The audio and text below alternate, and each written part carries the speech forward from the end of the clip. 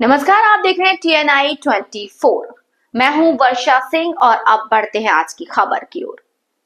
उन्होंने आगामी पंचायत और विधानसभा चुनाव को लेकर भाजपा की तैयारियों पर चर्चा करते हुए कहा कि विपक्षी दलों का गठबंधन एक डूबता हुआ जहाज है। नकवी ने कहा कि 2024-25 में देश में कई राजनीतिक और सामाजिक चुनौतियों का सामना किया, लेकिन प्रधानमंत्री नरेंद्र मोदी और उत्तर प्रदेश के मुख्यमंत्री योगी आदित्यनाथ के नेतृत्व में देश सफलता की ओर बढ़ रहा है। उन्होंने विपक्ष पर तंज कसते हुए कहा कि पराक्रम की बजाय ईवीएम से पंगा। उन्होंने कहा कि कुछ राजनीतिक दल चुनाव मैदान में पराक्रम दिखाने की बजाय चुनावी मशीनों ईवीएम से उलझते रहते हैं, जिसका नतीजा जनता उन्हें अपनी वोट से धूल चटा कर देती है। नकवी ने आरोप लगाया कि एक गुमराह गैंग देश में भय और भ्रम फैलाने की कोशिश कर रहा है, लेकिन जनता उनकी धूर्तता को समझ चुकी है। कांग्रेस और गठबंधन पर कटाक्ष। कांग्रेस को वयोवृद्ध पार्टी बताते हुए नकवी ने कहा कि उत्तर प्रदेश में समाजवादी पार्टी हो या अन्य राज्यों में अन्य क्षेत्रीय दल, जो भी कांग्रेस के साथ खड़ा होगा उसका डूबना तय है। उन्होंने कहा कांग्रेस एक ऐसा डूबता हुआ जहाज है जिसमें चाहे ड्राइवर हो या पैसेंजर, हर कोई एक दूसरे की टांग खींचने में लगा है। इसके साथ जो भी गठबंधन करेगा वो बचेगा नहीं। रामपुर की स्थानीय राजनीति और आगामी पंचायत चुनाव पर चर्चा करते हुए नकवी ने बताया कि जिला अध्यक्ष हरीश गंगवार और उनकी टीम सभी ग्राम सभाओं में मजबूती से काम कर रही है। उन्हें पूरा भरोसा है कि जिला पंचायत अध्यक्ष और अधिकांश सदस्य भाजपा के ही चुने जाएंगे। उन्होंने विपक्षी दलों को चेतावनी दी कि सावधानी हटी दुर्घटना घटी, क्योंकि भाजपा जनता के बीच बिना थके काम कर रही है।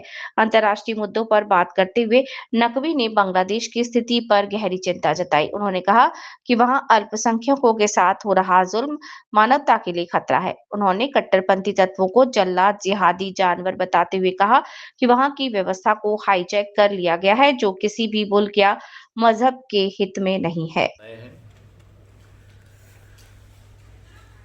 2025 में देश में विभिन्न राजनीतिक, सामाजिक, आर्थिक जो चुनौतियां थीं, उसमें उसको जो है वो सफलता के साथ परास्त करते हुए देश जो है वो नरेंद्र मोदी जी के नेतृत्व में और उत्तर प्रदेश योगी आदित्यनाथ जी के नेतृत्व में सफलता के सफल सफर को आगे बढ़ाता रहा और पूरी दुनिया में भारत की धाक और धमक धारदार बनी और जिन ताकतों ने भी भारत की धाक और धमक को धूमिल करने की धूर्ततापूर्ण धुन की, वो धूल दूषित हुई। और इस दौरान अगर देखें आप तो कुछ राजनीतिक दल चुनाव के मैदान में पराक्रम करने के बजाय चुनावी मशीनों से पंगा करते हुए दिखाई पड़े। चुनाव के मैदान में पराक्रम के बजाय चुनाव की मशीनों से पंगा करते हुए दिखाई पड़ा। उसी का नतीजा हुआ कि उनकी जो धारा प्रवाह, धूर्तता और धृष्टता रही, उसको जनता ने जो है उसकी धुनाई भी की, धुलाई भी की और धूल दूषित भी किया।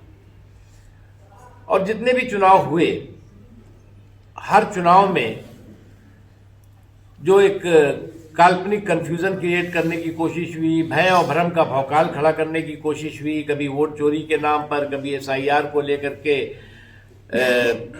देश में जो है वो गुमराह करने का जो एक गैंग घूमता रहा, गुमराही गैंग घूमता रहा, वो सारे के सारे जो है वो बार बार उनकी सारी इस तरह की धूर्तता, धृष्टता